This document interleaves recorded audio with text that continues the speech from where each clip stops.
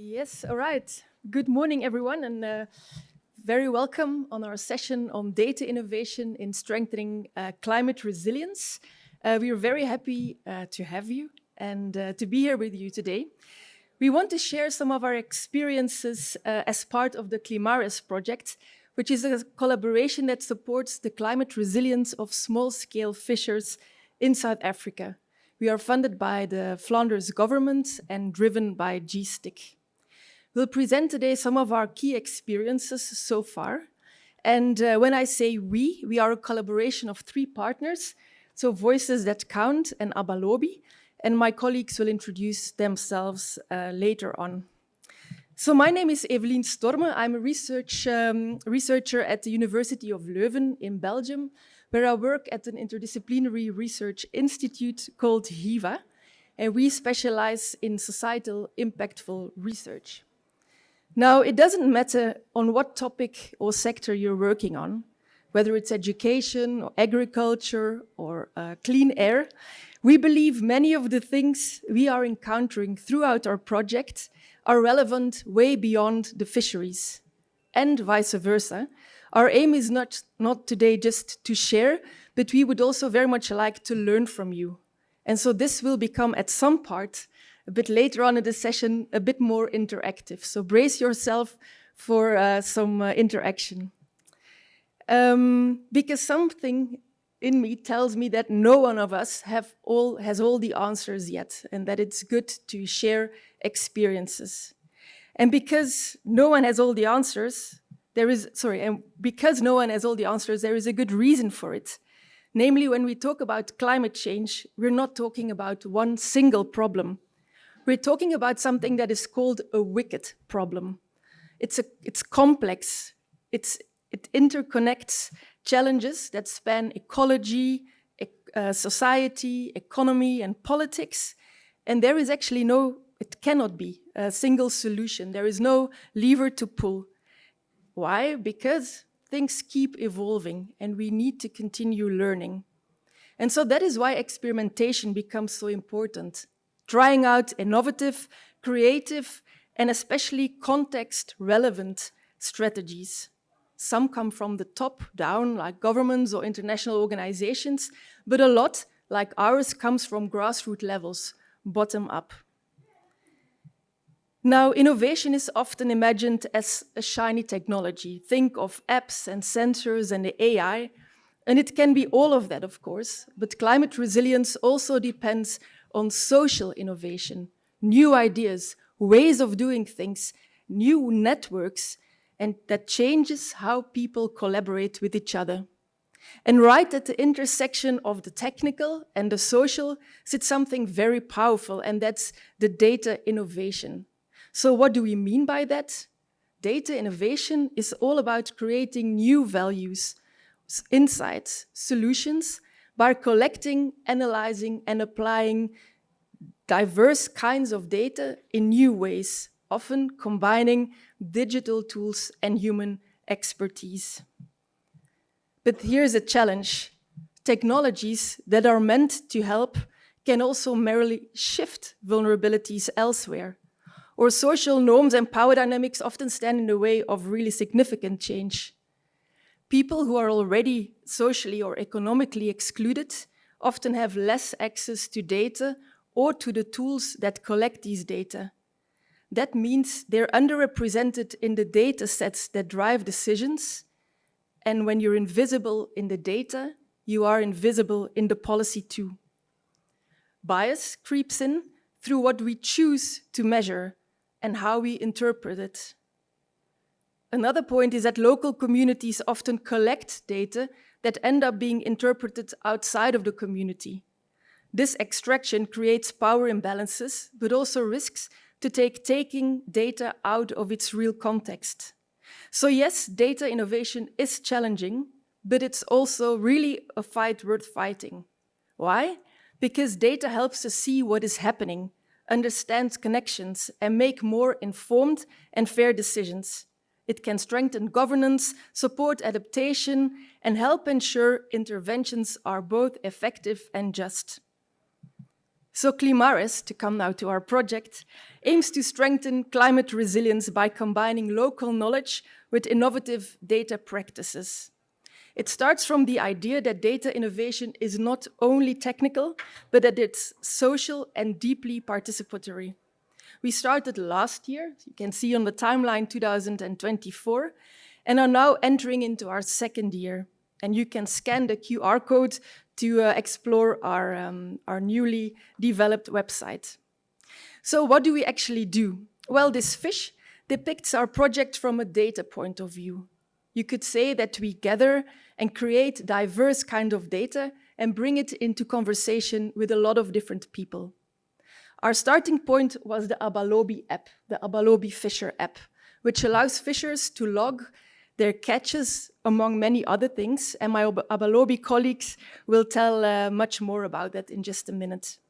But today we want to highlight the new kid in town, and that is the Abalobi Ulwazi network.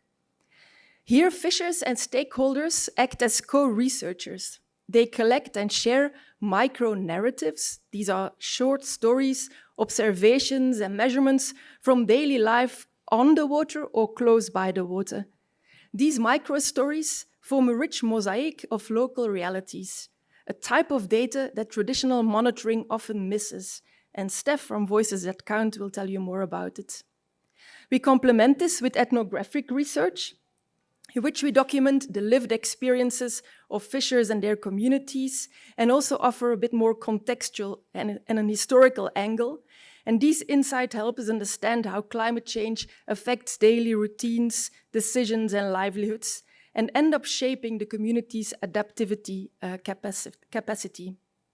But we don't stop at collecting data, because we really believe in breaking down silos between all the different types of knowledge and data. We bring fishers together with marine scientists, innovation experts, and policymakers in what we call our community of practice. And here, data is being discussed, interpreted, integrated into the larger picture of climate science. And it's a kind of dialogue. It's not an extraction from the community.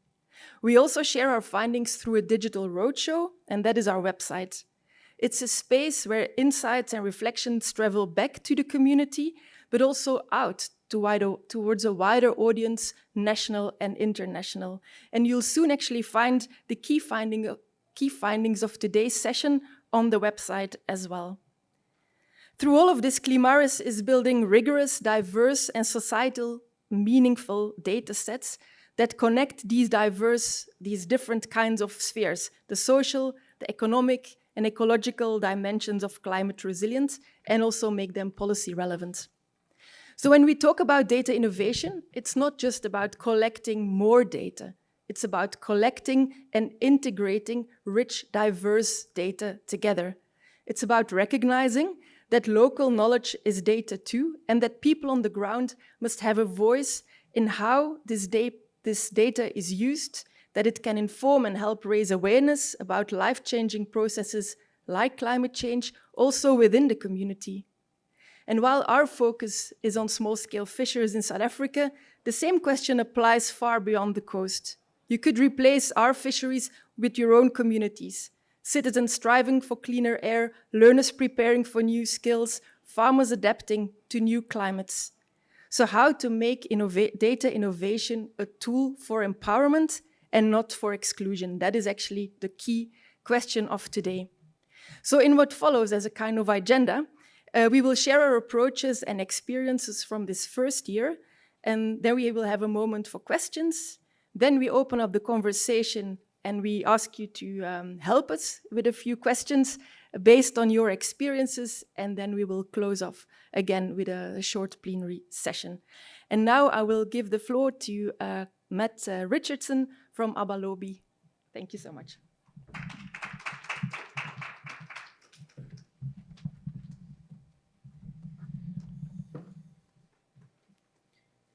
Thanks so much, Eveline.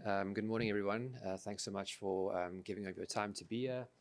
My name is Matt Richardson. I'm from Abalobi, head of projects, and I'm going to give a short overview of who Abalobi is and what we do. Abelobi is an African-based social enterprise with a global reach.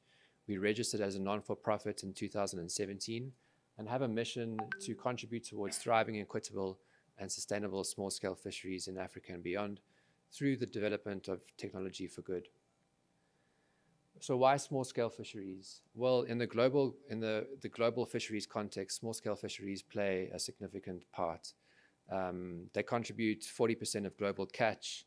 They comprise the largest group of direct ocean dependents, support close to 500 million livelihoods, are the cornerstone of global food and nutritional security, yet despite these contributions, lack formal recognition and access to critical supporting technologies. So how does Abelobi contribute to the solution to this problem? Well, we focus on three key areas.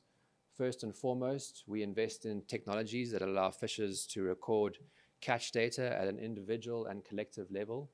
At the same time, we facilitate data feedback sessions with fisher communities to support them along their journey towards being able to use that data to make informed decisions.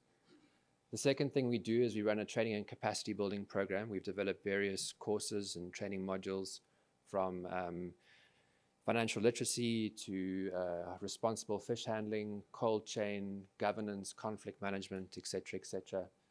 We've deployed a hybrid approach to this training platform, a combination of in-person training as well as e-learning. And the third thing that we do is we run a marketplace that links fishers that use our technology to markets through the technology. It's a traceability platform from hook to cook, and in doing so, fishers have access to better prices for their catches. It allows them to start to think more seriously about fishing for the future. There's various market channels within this marketplace platform, including a food security program, which ensures that at least some of the catch is retained within communities, so that the people that need access to that high quality protein are able to do so at affordable prices. Some of our, and just maybe worth mentioning before I go into this slide, the Clamaris project is housed within that first component of our program, the data collection, data feedback. Moving on to our impact, I'm just going to mention a few metrics here. On our food security program, 100,000 mouths fed since inception, $2 million US worth of revenue channeled directly into small-scale fishing communities, close to 8,000 small-scale fisher beneficiaries, and 470 tons of fully traceable legal seafood sold. So that's Abelobi. For the next part of the presentation, I'm going to hand over to my colleague Tatum to take it further. Tatum, over to you.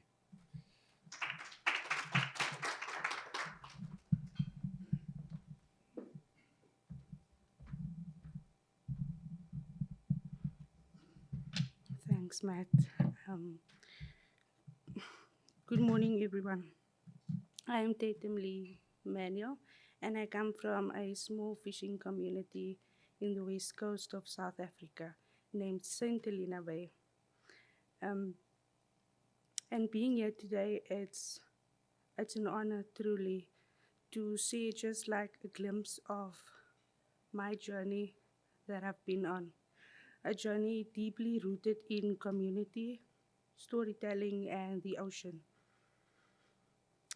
I work with Abelobi, and every day I'm reminded of how good it feels to be a part of something that inspires change. My path into this work has been both personal and powerful.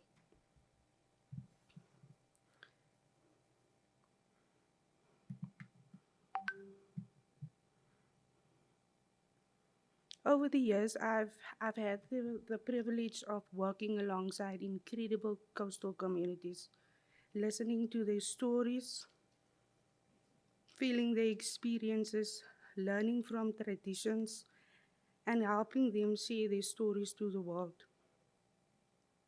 One of the moments that stood out for me in my career was being featured in the Beyond the Blue book, a book that celebrates the voices and resilience of fisherwomen across our coastline, whose lives depends on the ocean.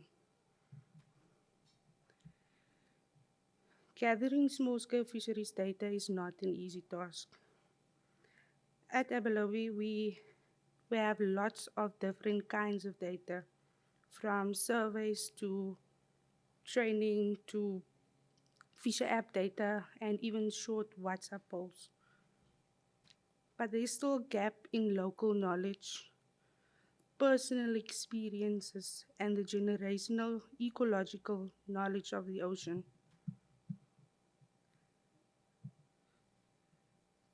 These photos also remind me that this work is not something that happens in isolation. Every story you see here was made possible by trust, collaboration, and a collective effort.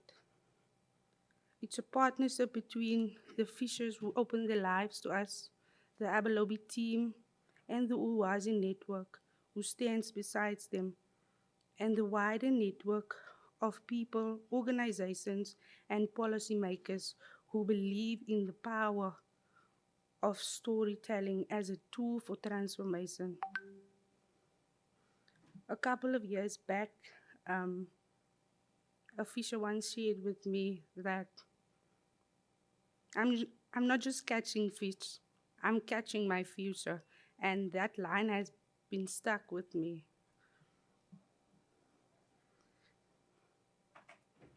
Because these stories teach us that the ocean is more than just a resource. It's a home, a heritage, and a lifeline, guiding us to a more sustainable future. Thank you.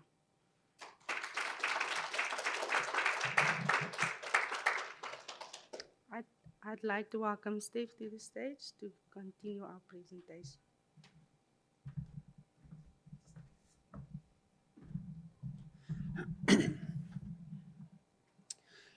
Hello, good morning. My name is Steph.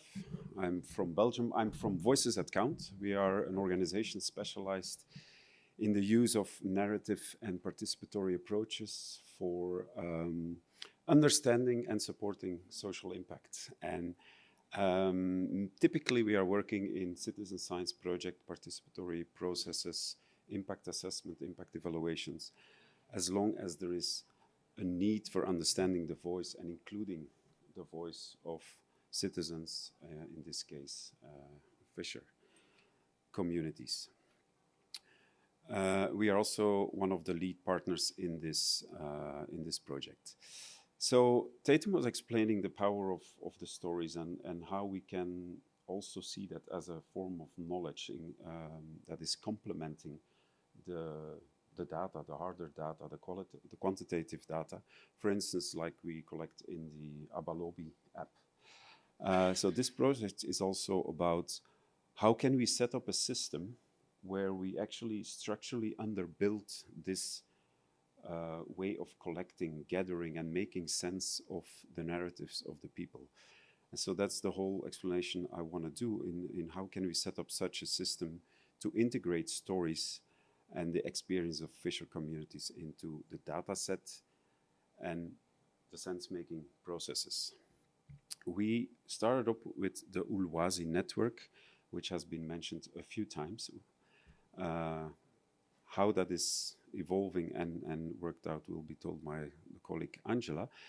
But I want to explain a little bit about the idea behind it. We are tapping into a concept which is called the human sensor network. We all know networks of physical sensors, air quality sensors, soil quality sensors, traffic calculations or traffic sensors, which is also constituting of a network, and we collect data centrally and we make sense of it and we allow to inform decision-making and adapt measures if necessary.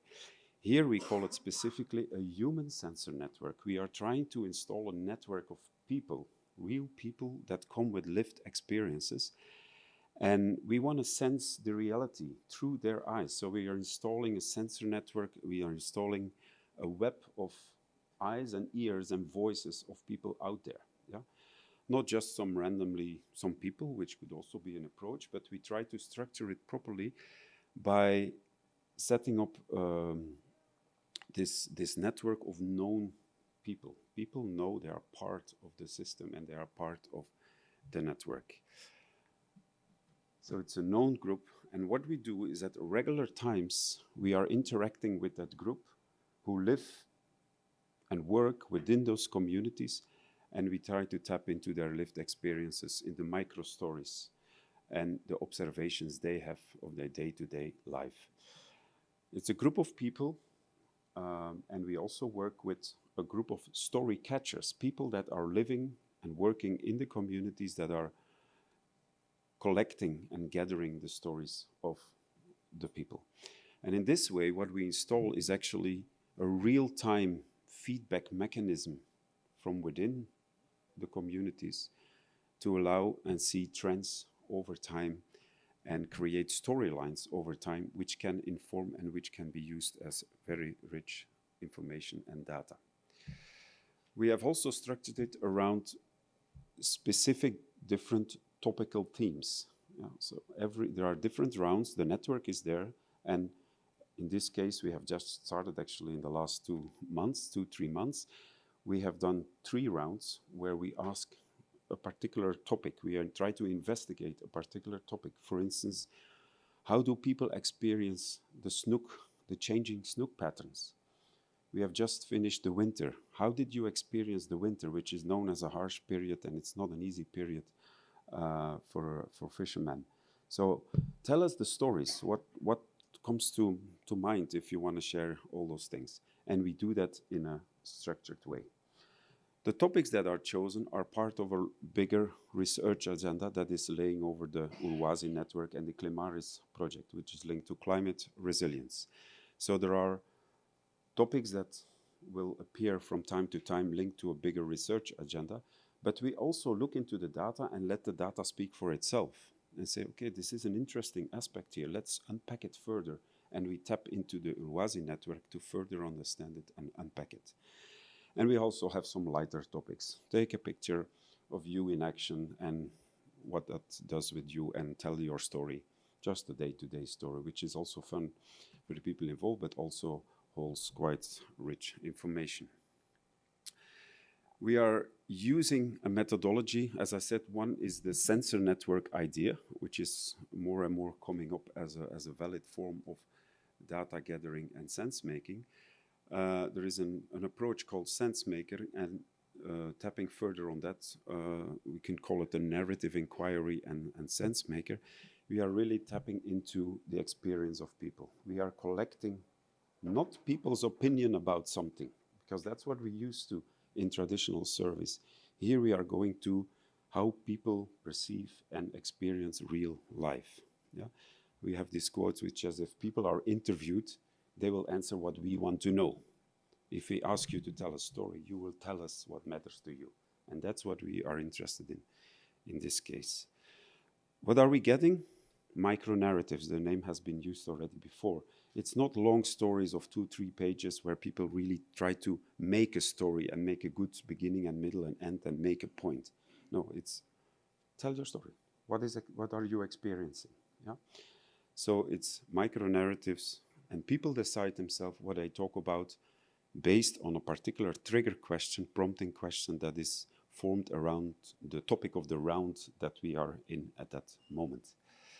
But it's not only the story. We are also going to ask additional questions, which are follow-up questions, which only the storyteller can know. What is the feeling that is associated to that story? It's not up to me as an external person to say that person probably feels unhappy or frustrated. No, we can ask the people themselves while they are sharing the story. They can also give additional meaning to their own stories, creating additional layers of meaning to their own story. In this case, for instance, from the last round, what is the effect of the winter? This is coming out.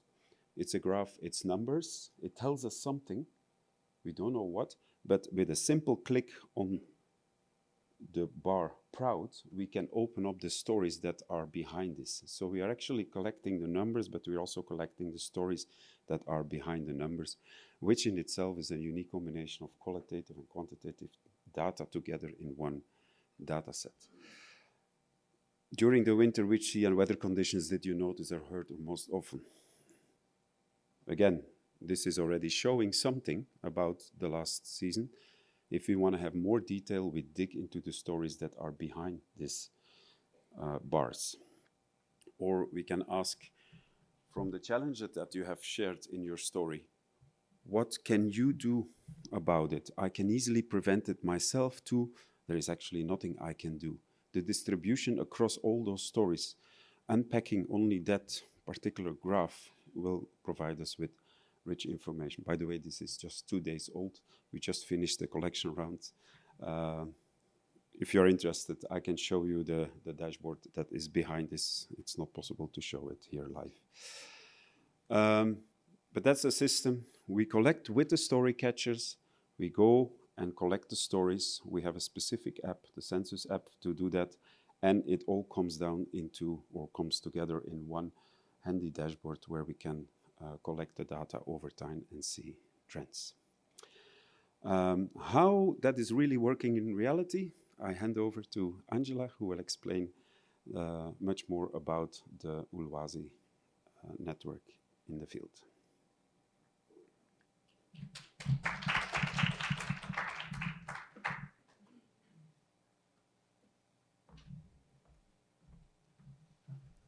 Thanks, Steph, and good morning, everybody. Thanks for joining today. So I'm Angela. I am Abelobi's Special Projects and Products Manager. I'm here to share our journey with community-led data through the Abelobi utilise Network Initiative. We started with a simple but ambitious idea that fishers and their community should be at the heart of the data that affects their lives. Too often, data about small-scale fisheries comes from the outside, scientists, governments, or NGOs, but really from people's lived experiences.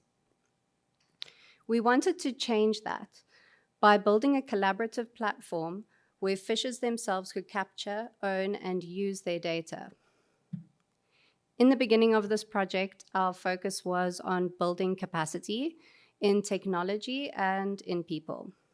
We began expanding our integrated weather feature in the Abelobi Fisher app with the help of CSIR to more communities. We did deep dives into analyzing and cleaning our existing data from the Abelobi Fisher app and began experimenting with new ways of collecting stories from fishers about their lived experiences. Some things worked well and some things didn't. For example, we sent out a nudge via our WhatsApp chatbot Lobi, which is used by many members in our fishing community, where we requested that they share a story via a familiar platform, such as the bot. We got very high read rates, but 0 responses. And that taught us that open-ended story collection isn't always easy, and that trust and the right formats really matter. We also understood that to create the right tools and develop trust, we had to understand the challenges that these communities face in as much detail as possible.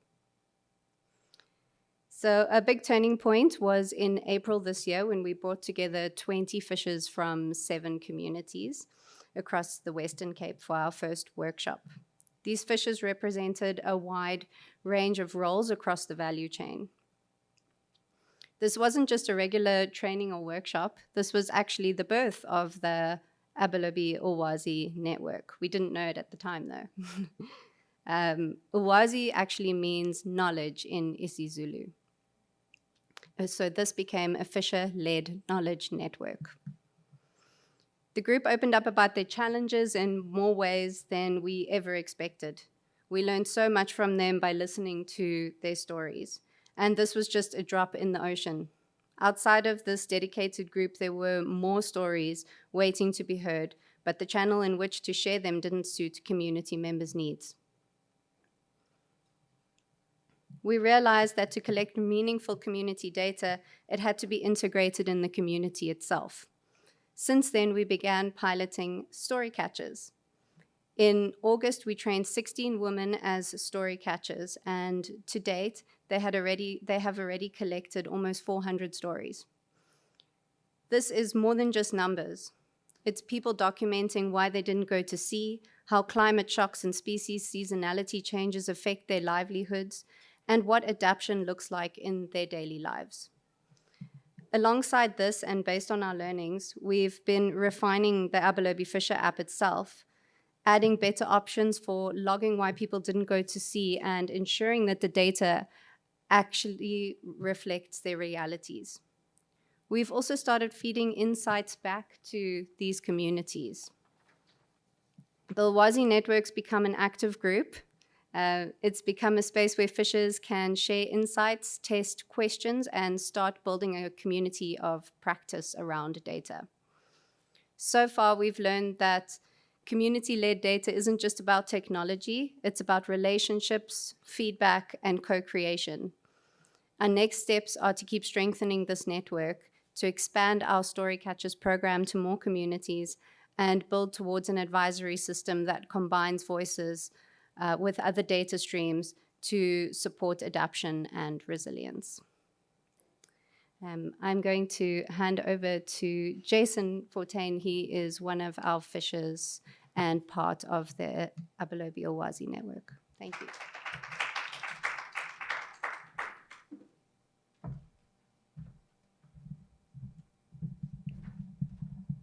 Hello, good morning. I just want to start off by expressing my sincere gratitude towards Abelobi and the Ulwazi network for making it possible for me to be able to engage on this platform. So, my name is Jason. I'm a boat owner and a skipper of a commercial small-scale line fishing vessel. And I reside in Struisveld, so we all know South Africa, right? But we at the most southern tip of Africa. You can't go any more south than that. So that's where I'm from. I'm a third-generation fisherman. I'm carrying on a family tradition that runs quite deep in our coastal community. Line fishing isn't just my livelihood. It's my heritage and it's a way of life. Through my vessel, I also provide employment for about 9 other fishermen, each of them being the sole breadwinner in their households. Like me, also my crew are 3rd or 4th generation fishers. And we're continuing a legacy that's been passed on down through our families. So, in the past, we used to make use of wooden boats to fish. We call it a chakkie. But if any of you want to know what it looks like, feel free to ask. I'll show you what it looks like. We used to make use of wooden vessels that was very heavy, but they served their purpose, and they served our communities very well for decades. But as time changes, and times change, so did the challenges as well. The industry is under immense pressure, and survival now means adapting. That's why I decided to invest in a ski boat. Now, the difference between a ski boat and a chakkie is a wooden vessel. It's heavy, it's slow, it has an inboard engine. A ski boat is a fiberglass boat. It's lightweight. It has outboard engines. It has more speed. So I decided to invest in that. It's a more modern and safer and efficient vessel, and it's also equipped with more advanced fish finding technology. So we had to rely on methods like the moon and landmarks and stars and swells and currents and stuff to get by.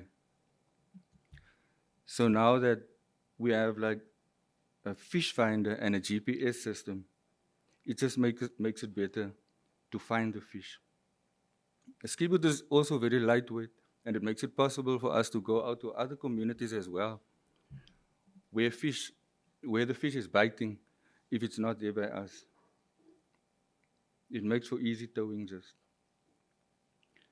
It also allows us to operate more effectively, especially in an unpredictable and changing ocean.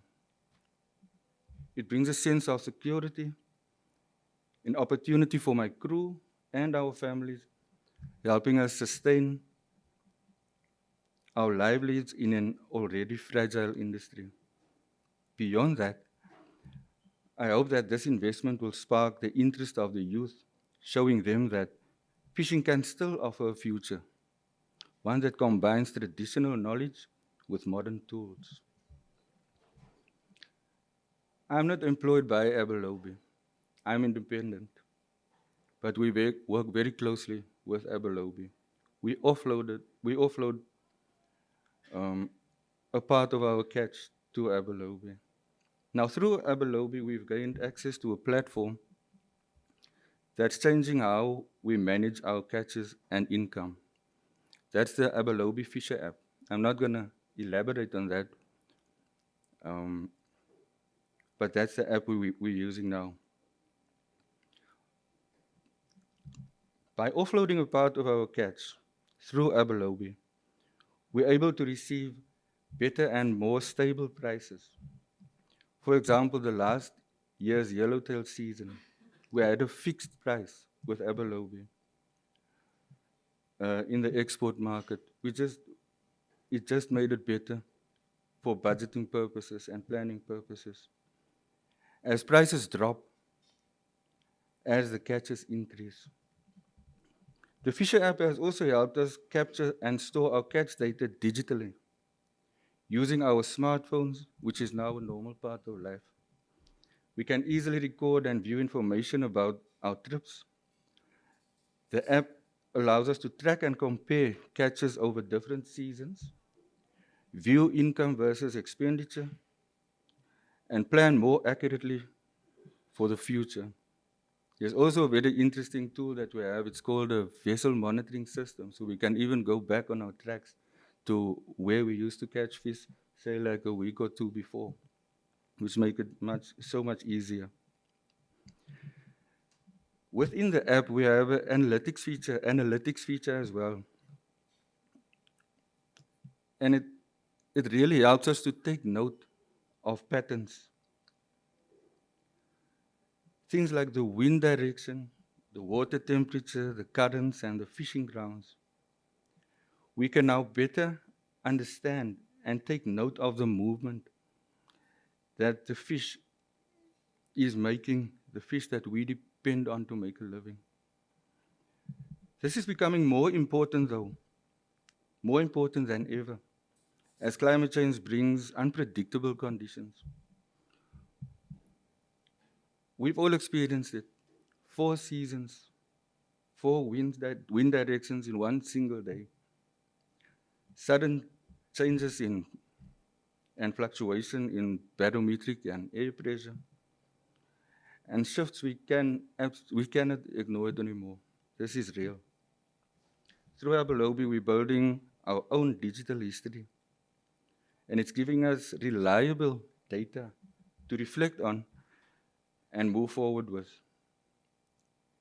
It's helping us replace guesswork with knowledge and take control of our own story. And it's what we ourselves captured digitally. So it's something to be proud of for us.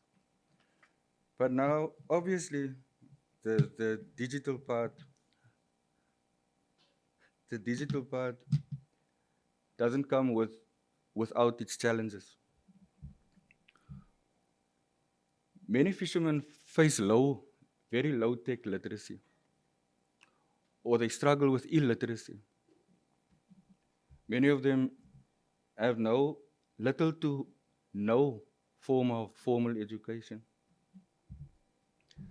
So challenges we face, it makes it difficult for them to use smartphones if they can't even read or write.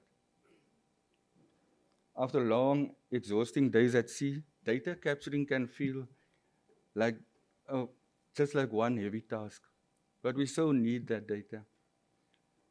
There's also a lack of trust, since income and expenses are sensitive topics. And some still face the manipulation by other buyers as well. If we have little catch and we want to offload it to Abelobi, they still come with the manipulation. So that's also what we face, and it's a big challenge. But even with these challenges, we're learning, we're adapting, and recognizing the value of owning and sharing our own data. So which brings me to the Ulwazi network. Our stories, our voices. A very innovative platform was introduced to us. The Ulwazi network platform has given us space to tell our own stories in our own language, with our own understanding. It allows us to share how things used to be, how they are now, and what we hope for in the future without the fear of rejection or embarrassment. No foreign languages, your own language, and it counts. Through Ulwazi, we can express our frustrations, our fears, our hopes about climate change and the fishing industry, and share first-hand experiences that can help scientists and researchers understand what's happening in our oceans and communities. In return, and we're thankful for that, we get valuable feedback and insights from them, creating a real exchange between lived experience and expert knowledge. Ulwazi Network gives us peace of mind and a surety that our voices count, which we are very grateful for. Storytelling is key. We cannot deny it. The time has come to start busting the myths and face reality. Together, we will surely be able to create solutions in the quest to ensure a better future for us all and the next generation.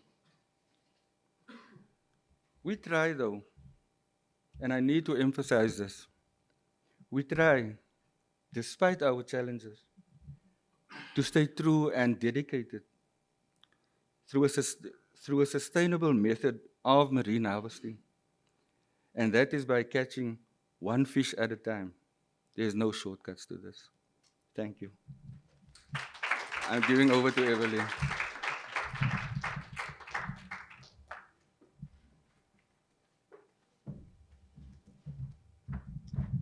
Thank you so much, Jason.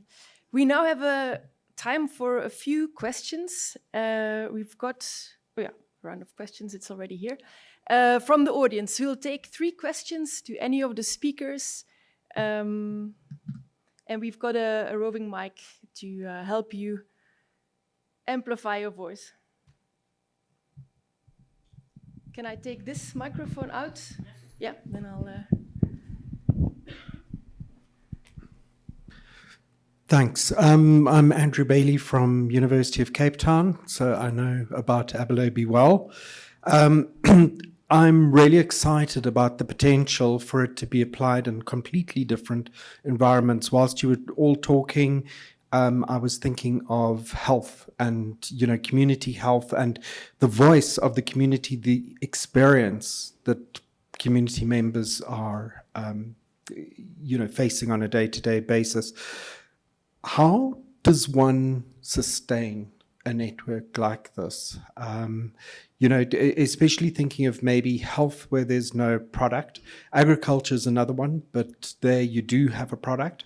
I'm just interested because I think this is incredibly valuable, but it's just how you set a new network up and support it.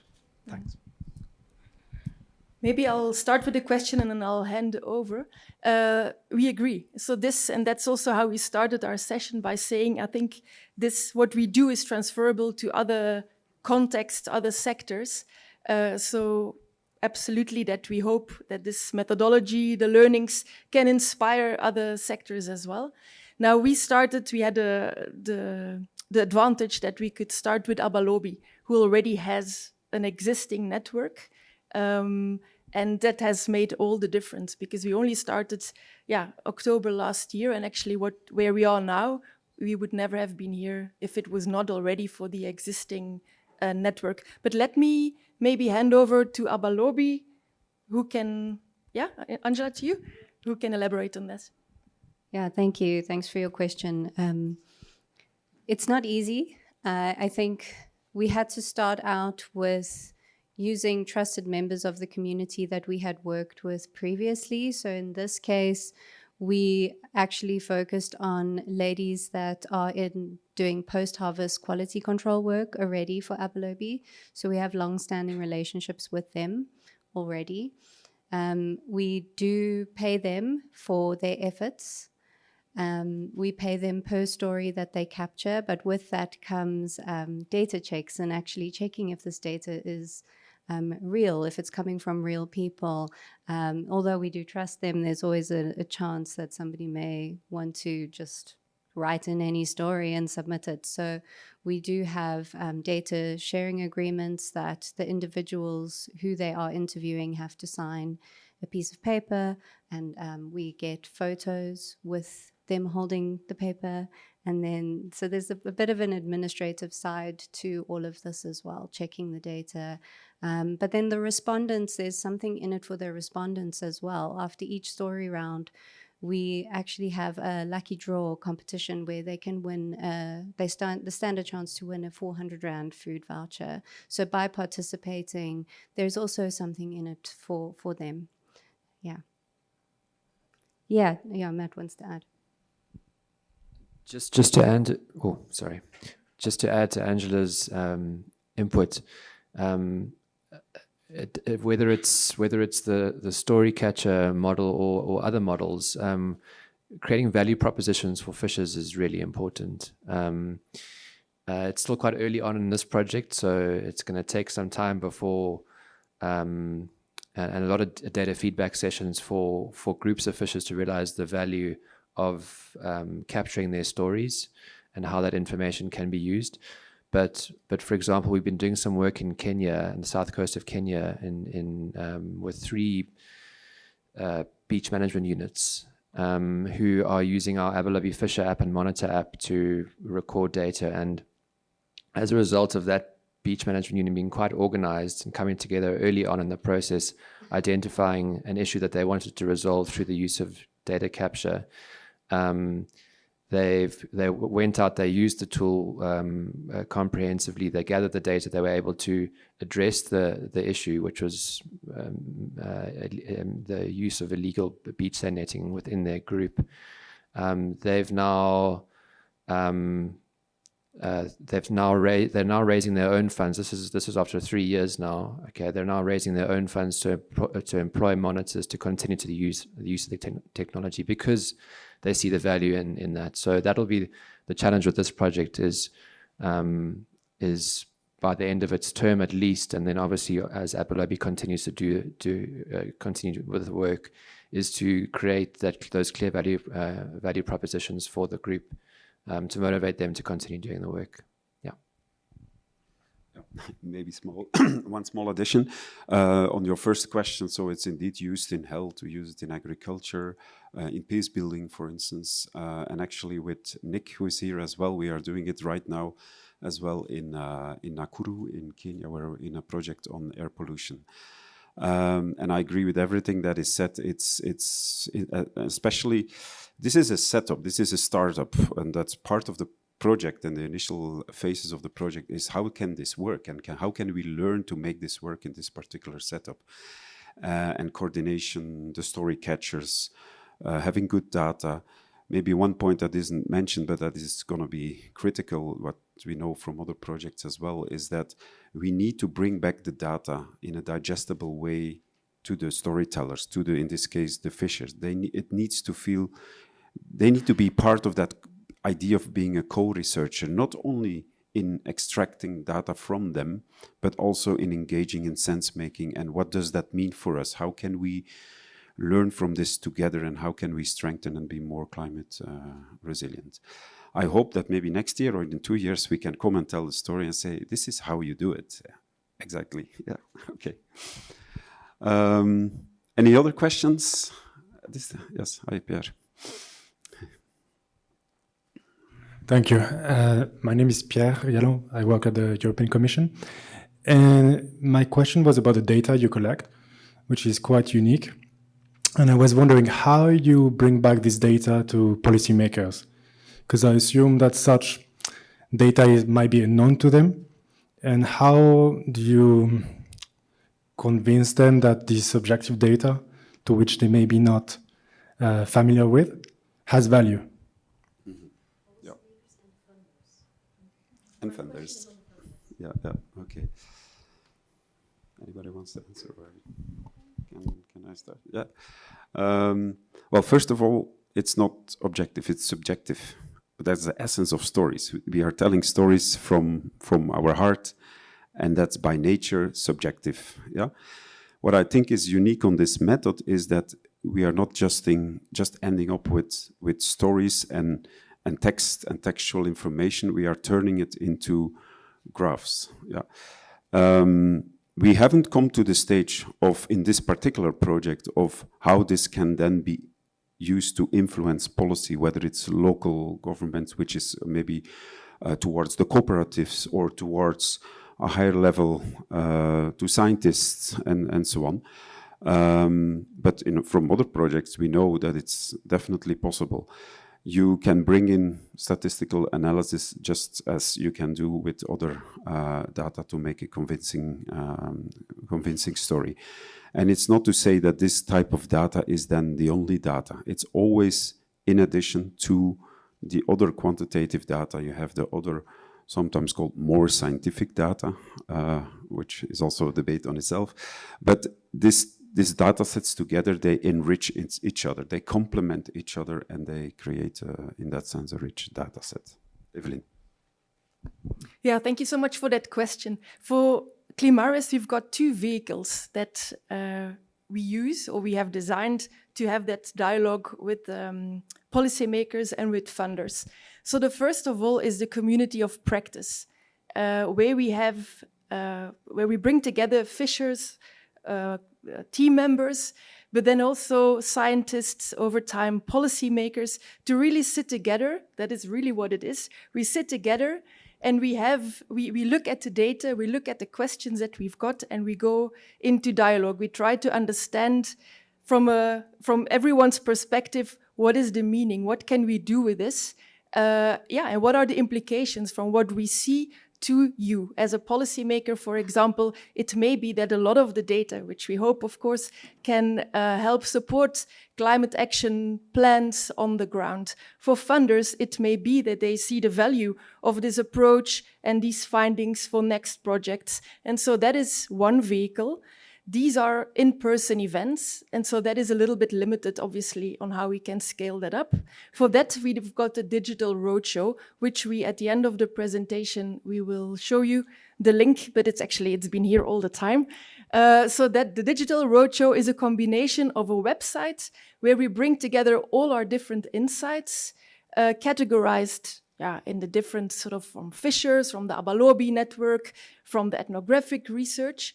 But there are also, again, in-person events coupled, so that whenever there is like a milestone, that's the word I'm looking for, a milestone in our research, in our project, that we can actually, again, organize, set up a very specified, tailored event, which then, for example, could be ideally focused on policymakers, on funders, on social entrepreneurs who might see opportunities in this. So that is how we try to do that. Yeah, thank you. I don't know if anyone else... Yeah, sure. I think that's going to be the last question, because then we would like to ask you some questions. Okay, no, thank you very much. My name is Siabonga. I'm part of the CSIR family. I'm not in the fishing space, but I'm really much interested in this. So I want to thank you first, Abalobi Network. You are doing a great job. Thank you for this initiative. So I've got a few questions. So just for one. Okay, I just want to understand, I know that we have a lot of fishing communities in South Africa, especially along the coast. So how is your footprint in South Africa compared to the rest of the African continent? And what has been the reaction from other parts of the continent?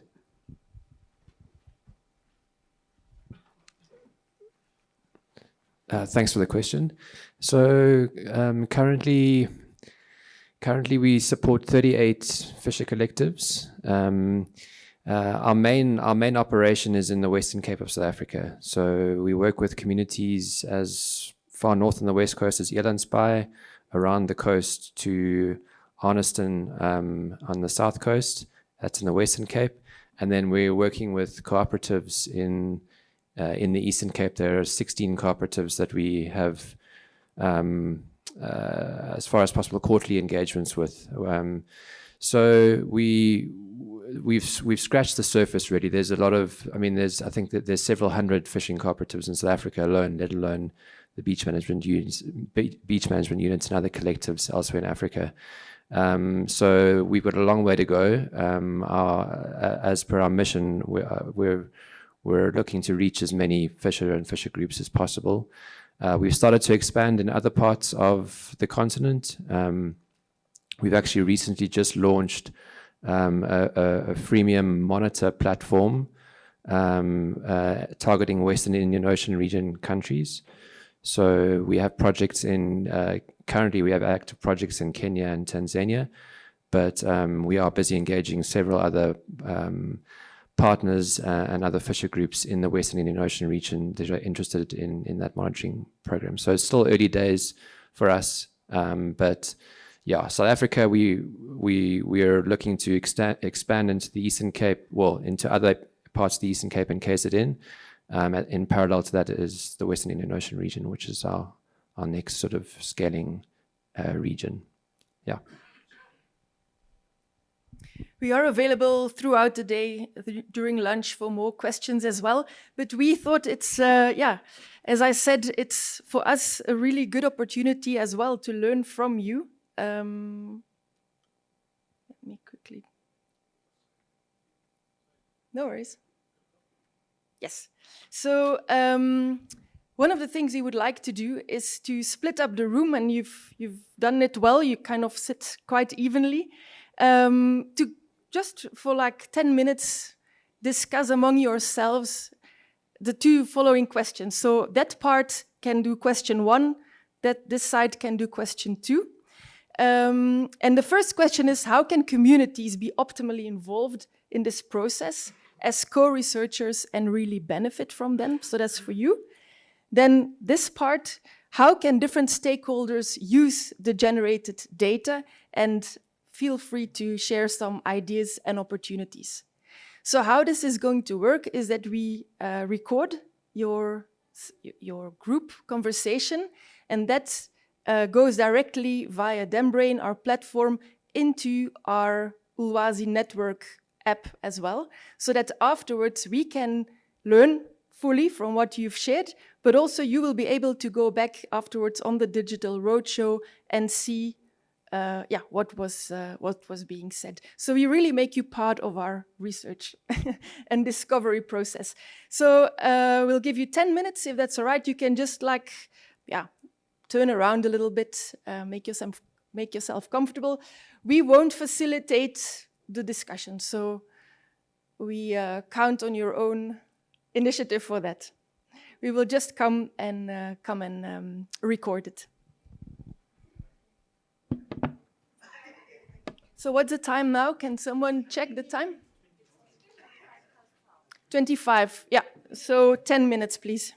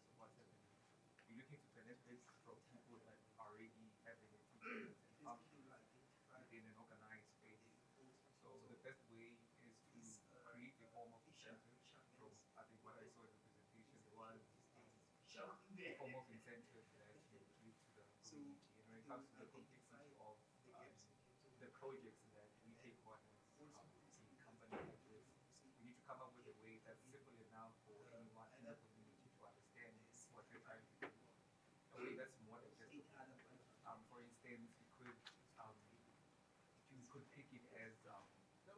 was the water warm today, or was it cold? Something as simple as that, which they can answer with a yes or no, and then you can do. I think I was in your talk, and you spoke about it more, extracting the feeling in the data that you're collecting, and then that can, I guess, come with some of the data where you can comments in the data that you're collecting to say, yes, the water was warm, but did it affect you in any way in your activity? So I think the benefit, I think, is the biggest thing that must be looked into if you want to work with the community. And also the activities that you, I guess, work with them on should be things that they are already doing in the community. For instance, the fishing.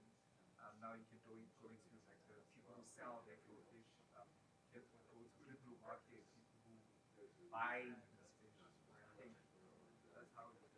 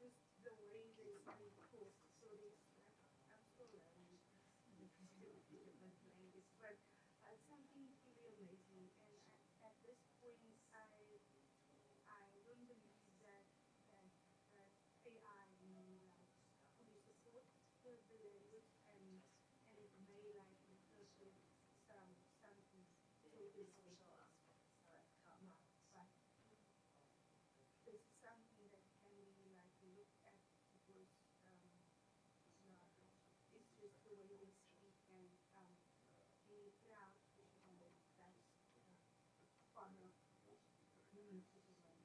And maybe if I can see the first listen how communities can be involved and how many fishermen can benefit from in this process. I feel like a lot of fishermen have challenges like with the total allowable catch, so what they allow to catch per day, per season, and also the specific area that they allow to catch within. So I feel like that this stories that's being captured, fishers should be included in the decision-making process. So that they that are on the ground and actually goes out to sea and knows these waters for by heart,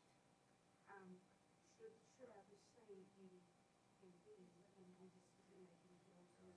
And I think that's where fishermen will feel that their voices is being heard and they will benefit from it. Real quick to respond to it because in our project we had this great idea to capture stories and then feed an AI based early warning system. But then you immediately bump into all kinds of issues in terms of language. So some of the stories we catch are based on text switching, so they say something in Swahili, something in English, and then some are completely in English, some are completely in Swahili. And that is always kind of, once you have to then translate that into systems that kind of scale things up, it becomes you kind of flatten the experiences that are being mentioned in those stories. And what we also kind of see in the data is that often air quality in our case is a proxy indication. We talk about all the kinds of stuff, politically, housing conditions, so on. And we might, as researchers, be so focused on air quality and mapping out air quality that actually what is really happening is something else. And that's where that ethnography or anthropological researches and storytelling approaches kind of come to use in a way, because we can then kind of redirect the focus and then let the ambassadors use the air quality data to push for other things. And that's also perfectly fine. But if we just take some distance as a researcher from the focus that we want to do and back, which is air quality. Two things on what you said.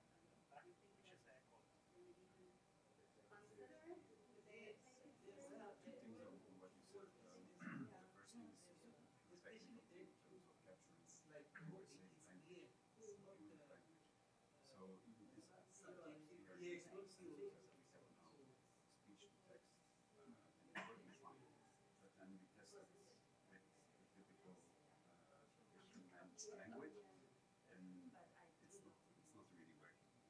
it's working for plain, straight Afrikaans, no problems, what works. But whenever there is too much slang and versions of them, it's difficult. If you have a second party or contribution is something happens that is immediately shared with others. And I think that's not something we have already thought about. There's always a process inside and then analyze, digest, aggregate, and then bring it back to people. But maybe there's also power in immediate sharing to each other around interesting issues and around fish and meat, that are in this case part of the Abalobi, for instance. So it's not something we can do. Well, they have to put it in place.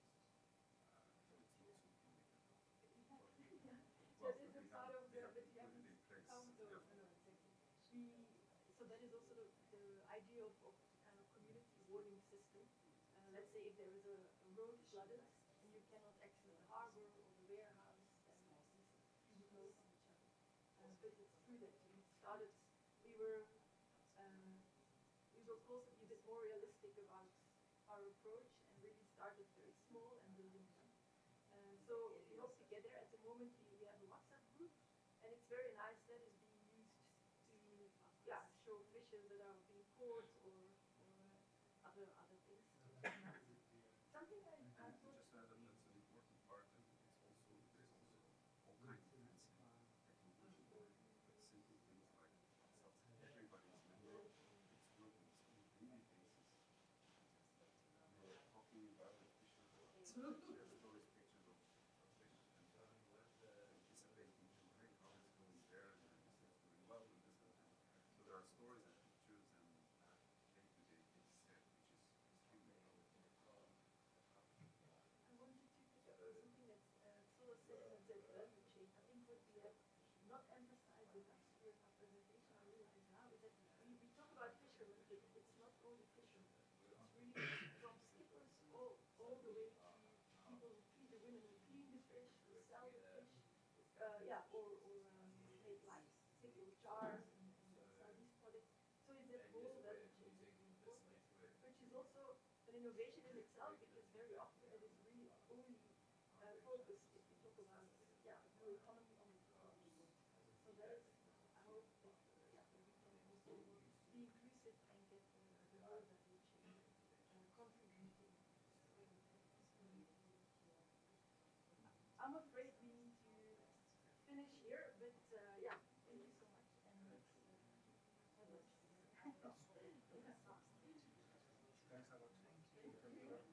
now we're gonna don't walk away yet. Talk about the lake. Another round of questions. Yeah, no. Is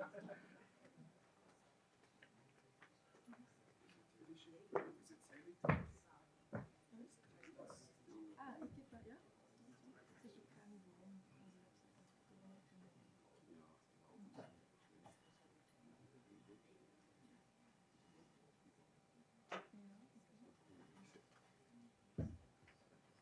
All right.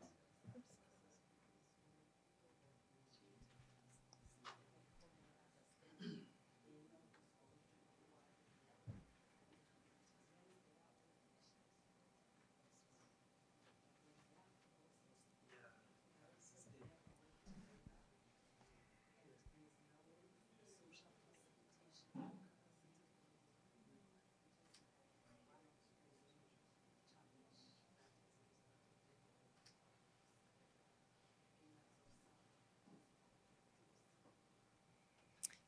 I'm afraid we're gonna have to finish. Yeah, for us as well, it was hard to finish. We had a good conversation going. No, we started a few minutes later with our session, so we hope it's fine to go like 2 minutes over time. Anyone wants to share like something that sparked up during our conversation in the group? Maybe one person from that group and one person from that group?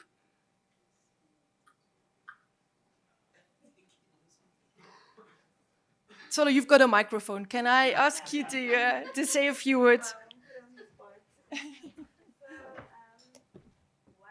What came out in this group was the involvement of being one for the community to understand that the data that is collected from them to give them and is brought back so that then they can improve their work and be able to adapt to different climate situations, and also the language. So there's a special language that is used in the fishing community, and then it becomes difficult to use AI generated. But then that's where then the Abalomi stakeholders then understand and collect special. So it's more community based in terms of the data collection. And what am I missing? And the last emphasis was that, so this whole process starts from where the fishing is collected, the whole process. So it involves everyone. It doesn't leave everyone out, but fishermen need to be part of the decision-making process. So yeah. Yeah, thank you so much. On that last point, it was something that we realized that we have not emphasized enough, that when we talk about fishers, it's not only the fishers on the boat, it's really also the women cleaning the fish, the people transporting the fish, the women making processed items and selling it. So it's really that whole value chain that is part of the Ulwazi network. I think it's worthwhile pointing that out. Could I ask someone from this group to give a brief reflection on a few points, maybe? Everyone is pointing towards each other.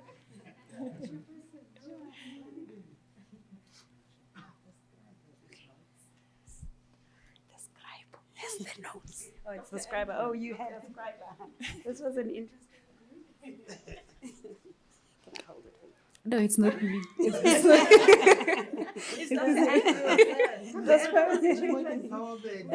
The spotlight is here.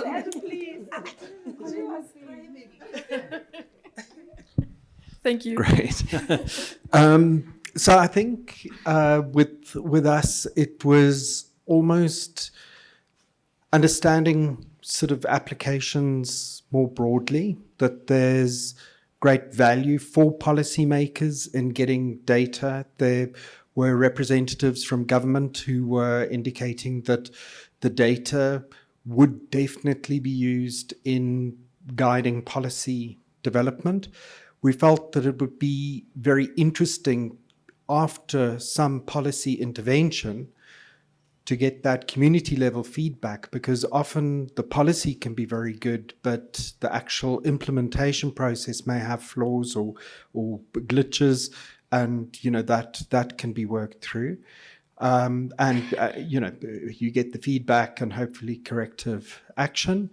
I think also for funders, we had a sort of a Belgian government representative saying to know whether your project had made impact and exactly how, and also how important it is to get the right stakeholders together to prepare appropriate questions to ask the communities. So yeah, definitely a lot there, and very broad application way beyond fishing. We agree. Thank you so much. So as a very last thing we would like to do, so we've done this. That is then to invite you to visit our website. So you can scan the code, or you can go to www.climares.org. It's live now since last week, so this is really something new as well. You'll see that you'll find fisher stories. There is one up now. Over time, many more will come. And these stories are really written together with the fishing community. So it's not something written somewhere in a dark room. No, it's really agreed up, a collaborative way of, again, making sense of our data and sharing it with a much broader network. The community of practice, so there you'll find the, again, contributions from scientists from all sorts of expertises. So our first community of practices is focusing on marine scientists. But over time, we'll also have policymakers on inclusive innovation. So again, these will be blog style, really worthwhile following as well. The digital roadshow, that is more the arts-based storytelling, visual way of reflecting what we're doing. Again, with original and authentic contributions from the fishers. And then about Climares, that is just a normal project write-up where we explain a little bit what we try to do with all of us, and where we also thank, again, our funders and G-STIC and the Flemish government to believe in us and to support us. So it's all live. It will be built up and get more flesh as we go on. But we really invite you to start following us there. Then all that rests me is to thank you for your participation. Yeah, we have learned a lot again, and we're inspired. It was also a really nice opportunity for our team, I think, to come together and present our Climaris project. Have a good lunch, and thank you so much.